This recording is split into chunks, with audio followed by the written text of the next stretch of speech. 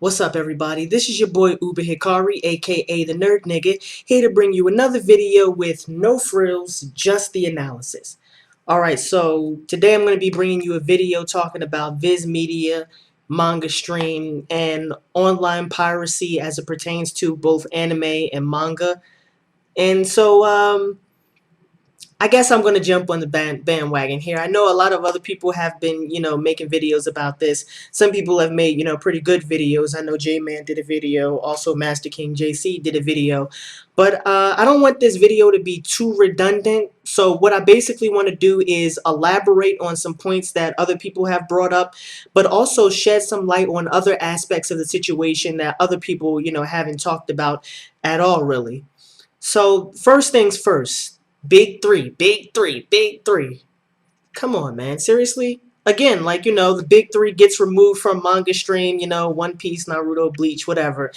And all of a sudden, we're all up in arms about this. But, what my response was from day one. Who gives a fuck? I've been saying that, since I did my last Shaman King zero chapter review. That only means that now, they're gonna, have an opportunity to diversify their content, to put out stuff that, they weren't previously able to, given the fact that they were dedicating a whole bunch of time to, One Piece, Naruto, and, Bleach. But not only that, you can still find it in other places. And yeah, of course, the pictures may not look as well, and the translations may not be as spiffy. But you know what? Who cares? It's illegal anyway, right? I mean, beggars can't be choosers.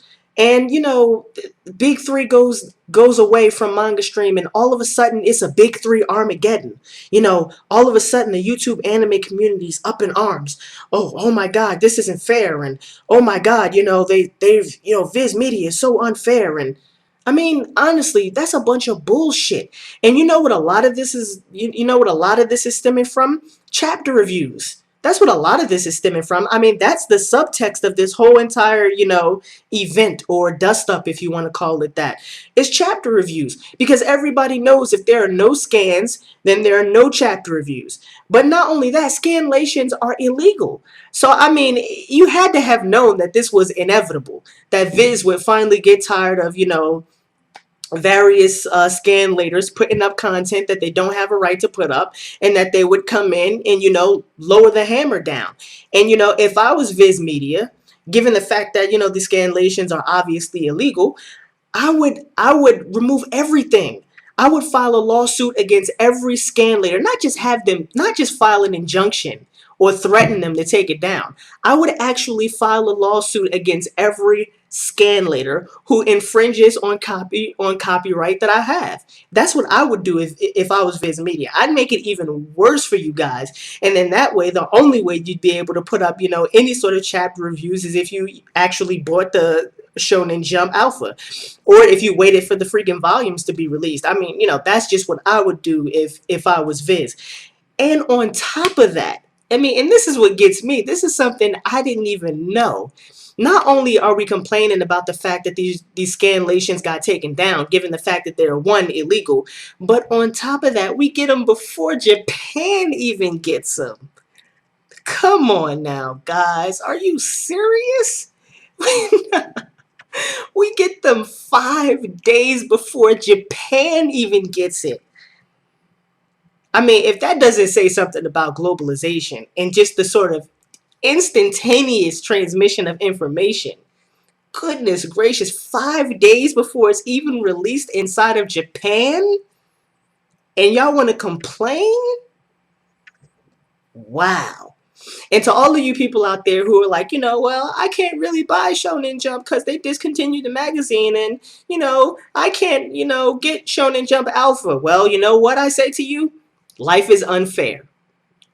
Hey, we all want some things that we can't have, and sometimes we just can't get them.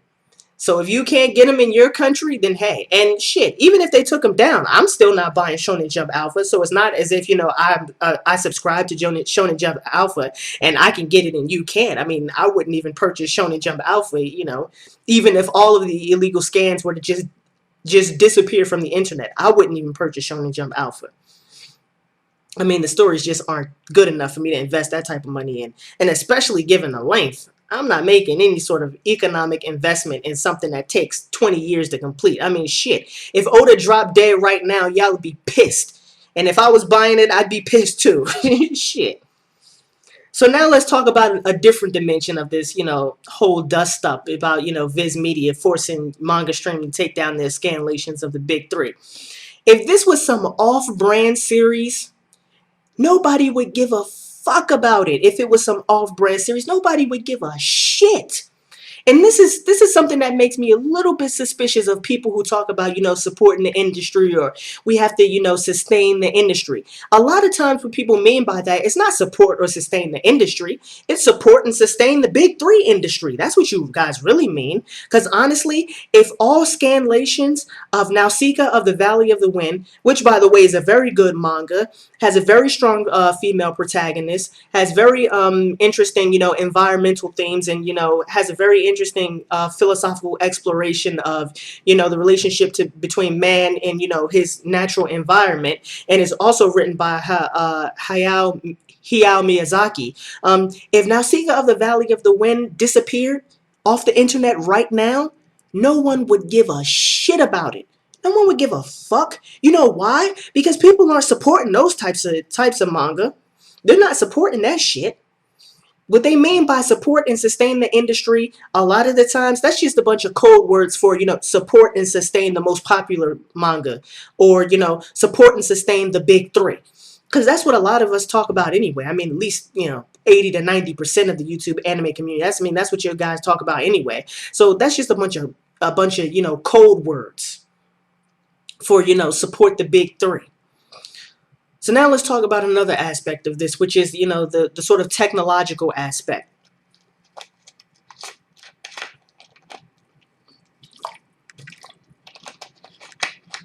With the rise of the internet, as we all know, this basically allowed for the free flow and free exchange of media of all types. So in terms of torrenting, or, even mega upload, which just, also got recently taken down, music, anime, movies, TV shows, comic books, novels. I mean, basically anything that you wanted to get, you could torrent, and you can get it just like that, at least less than 24 hours, depending on whether or not you have dial-up. I feel sorry for you guys who still have dial-up. Don't mean to laugh at you, but, wow, dial-up. Still remember those dial-up days. But anyway, and also as a little bit of a tangent, my prediction is that within the next 5 years, there'll be no more torrenting. At least not torrenting on the scale that we currently see. I predict that there will be a legal framework in place that will just completely wipe out most of the torrenting that we see going on. I mean, I can't imagine that, the governments of the world would still allow this to take place, or even people who hold copyrights to a lot of this media content would just continue to allow torrenting to eat into their revenue, and continue to allow the illegal transmission of, copywritten information. I just don't see that, taking place. And yeah, we might have stopped SOPA, but there will be some type of legal framework in place within the next 5 years that will drastically reduce torrenting, or make it extremely difficult to engage in that sort of activity. So, that's just my little prediction. But here's another dimension of the problem. Availability, which is what the internet basically gives you, complete availability to almost all the information that the world has to offer you. With that, what comes along with that availability is an expectation. You just assume that because it's available, and that, these, scanlations come out every Wednesday, or that you can just go on the internet and pirate something, that produces a certain level of expectation. You just expect that you'll be able to hop on the internet, get Naruto scanlations, get Bleach scanlations, get One Piece scanlations, and you just assume that that's just the natural order of things. But here's the sick and twisted part about this. The problem really comes along when expectation gets transformed into entitlement. You people aren't entitled to have Naruto or Bleach or One Piece or any other scanlations that you get provided with.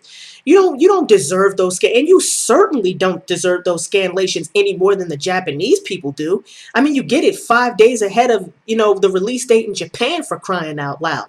And a lot of what's going on here is that people have expected this like clockwork, That expectation has transformed itself into entitlement. And so now you got people walking around here, or at least on the internet, crying, acting like spoiled little brats. When in reality, the only thing that you're subscribing to is a form of cultural exploitation. If you think you're entitled to the cultural products that are produced by another society halfway across the globe, and if you think you're entitled to it even before they get their hands on it, then that's just a form of cultural exploitation.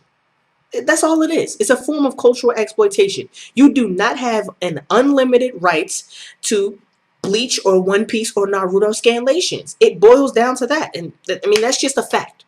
And it might be, a bitter fact to swallow. As much as I like reading scanlations, as much as I like scanlations, that's just a bitter fact that we'll all have to swallow. You're not entitled to them. And that at any moment, a company can swoop in and take them off the internet if they so please.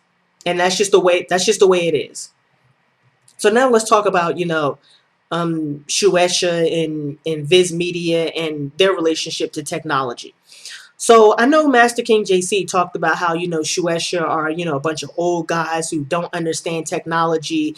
And I honestly disagree with that. I don't think that that's true. I mean, for any of you who know anything about Japanese culture, I mean, they are deeply implicated in the sort of, and I mean, at every level of society, there's technology, all types of widgets and gadgets and software and internet, development, new innovations in terms of internet technology. I mean, Japan is heavily implicated in that. And yeah, they're a very, traditional conservative society, but that has never stopped them from, innovating new technology. And so I don't think that that's, the problem. The problem is that Shueisha and, Viz Media are caught in a sort of, and, this is true of, all the distribution companies around the world. They are caught in a catch-22. On one hand, they know that, their subscribers, or they know that the consumers of their product want digitization, and they know that digitization is obviously the way of the future. And for those of you who are paying attention, this is why Netflix got rid of DVDs, because they were able to predict ahead of time, just like the Betamax and just like VHS and just like, DVD sales are starting to drop. In the future, there will be no more physical mediums. No more physical mediums. You just won't have it. Everything will, be digitized. And some things about digitization I like, and obviously some things I don't like. But, Shueisha and Viz Media, they understand that digitization is the way of the future. But on the other hand, Shueisha and Viz Media also understand that they can't digitize things without calculating the cost and the benefits. And here's what I mean by that. This is from an article that was on geeknews.com, and this is just, a paragraph from that article to help you, put this in perspective, to understand exactly why it is that they're in a catch-22. So let me just read this paragraph for you guys. Viz Senior Vice President and General Manager Alvin Liu talked to Crunchyroll, or told Crunchyroll, that after a couple of tough years, Viz is seeing some good signs in the market. While print sales are tough, especially after the closing of the Borders chain, digital has grown quickly. Quote, "It's getting to the point where we can start taking into account as it starts to make it we can start taking it into account," referring to digital medium, "as it starts to make a difference in our bottom line business," he said, which is actually big news. Most comics publishers regard it as a very small addition, but Viz has been aggressively promoting its digital manga site and apps, and they have made a large portion of their library available digitally. Shonen Jump Alpha is an extension of that strategy, and Lou said he would like to see Viz publish other digital magazines, such as the US version of Shonen Jump. So basically what happens is this. They understand that, digital medium is the way of the future, but they also understand that they can't make the transition to a new type of business model until enough people are committed to purchasing and consuming that digital medium. And once the digital medium market starts to affect their bottom line enough, then that's when they'll be able to make the transition over from physical medium to digital medium. But that's not uniform across the entire globe. That's not a uniform, business model. It's not like every single business that holds rights to the distribution of the Naruto manga can just act the same way that Viz acts, because there are different trends when it comes to technology in different societies, and different companies will have to make certain decisions about when it's okay for them to transition from the physical medium over to the digital medium. And so they can't just, change their business model just like that. They just can't change their business models overnight. And so that's what the catch-22 is. So now let's talk about, distribution or distributors versus publishers. And here's, where it gets a little bit complicated in terms of, the legal aspects and in terms of the technological aspects. And this is something that, Master King JC brought up in his video, but which, again, I want to elaborate on.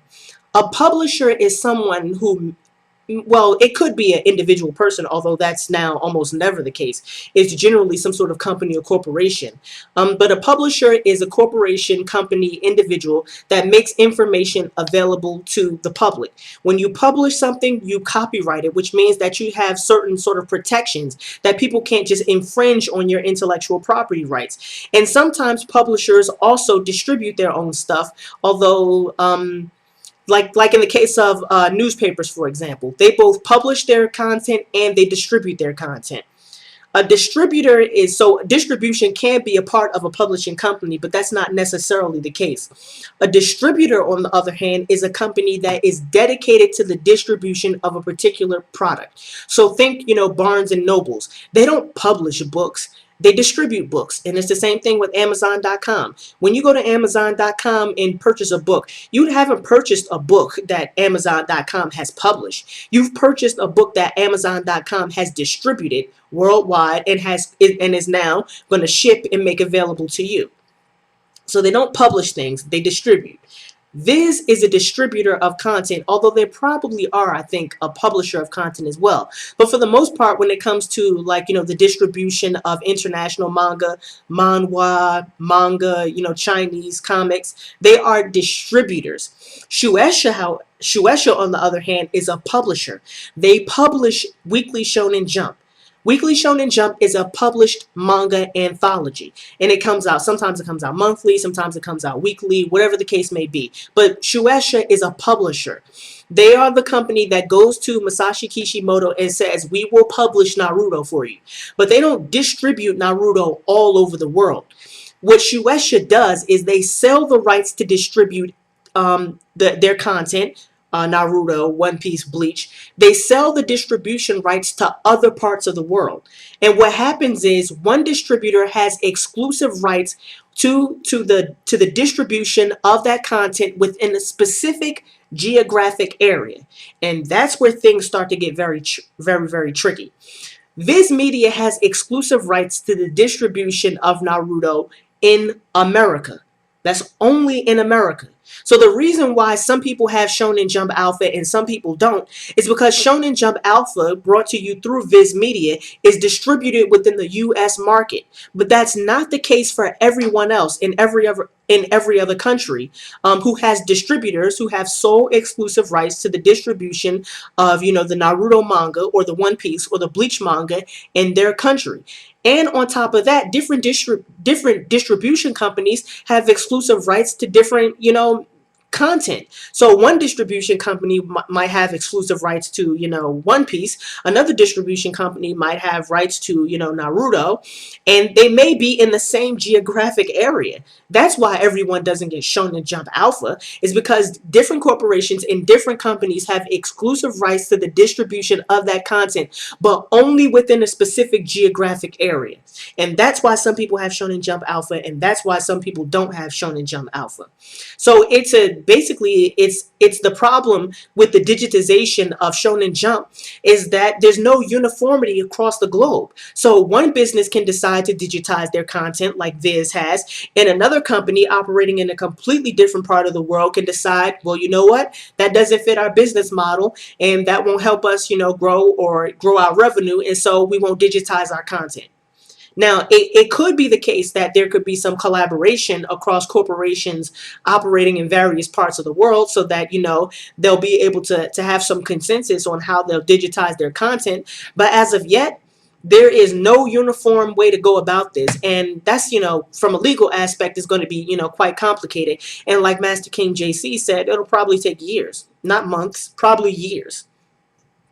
And that's just the way it is.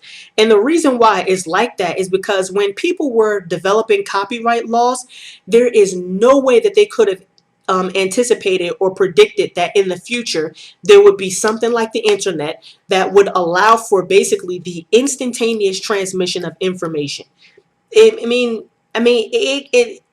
it's amazing. I mean, just 10 years ago, I would say just 10 years ago, no one could have anticipated that the internet would allow for this type of, technological innovation, and would allow for this type of instantaneous transmission of information.